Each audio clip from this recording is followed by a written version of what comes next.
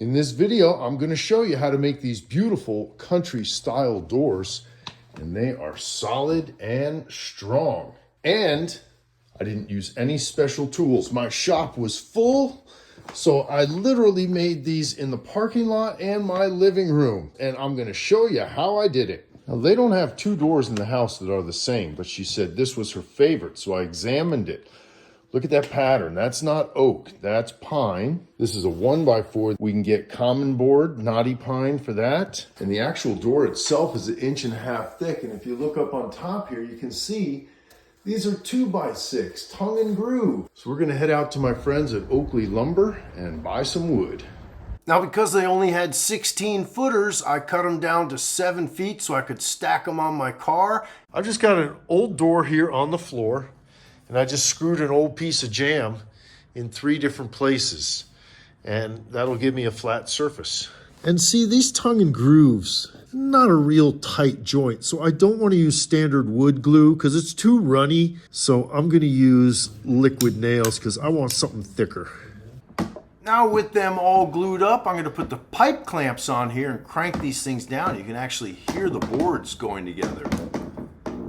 Whenever you're clamping something wide like this, it's important to keep this clamped. So I have this piece of jam underneath that's laying flat, and I have this rigid board right here, and I clamp them together.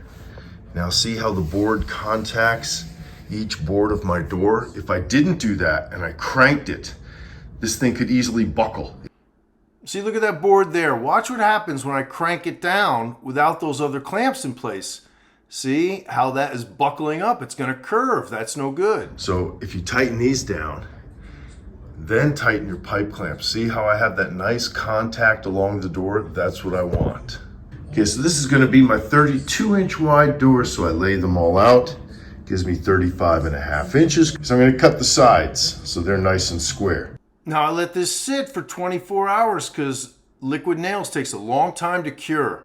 Now I'm prepping the horizontal supports, and these are done in accordance with the measurements and the photos I took off of our model door. And I'm drilling them out with a Forstner bit so they can accept a 3/8 inch button cap. Once my glue has dried, I draw the lines on the side to get the door to the proper width, and then I put down my carpenter's square because I want to cut these to the proper length and have them be square on the top and bottom.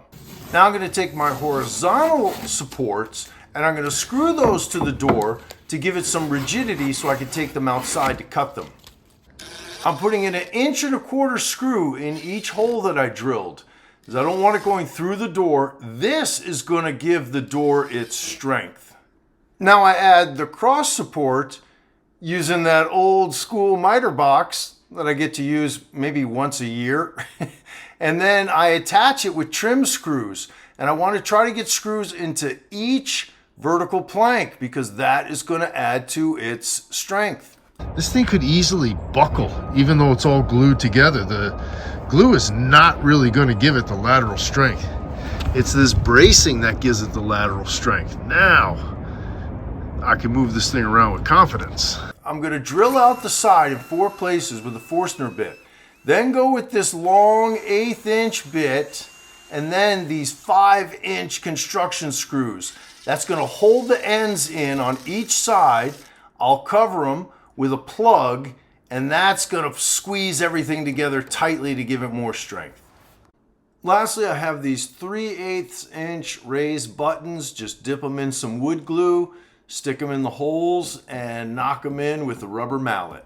And that completes the look of our model door. This is what they asked me to duplicate, and here's what they look like once I had them installed. By the way, I made 4 of these, and they love them.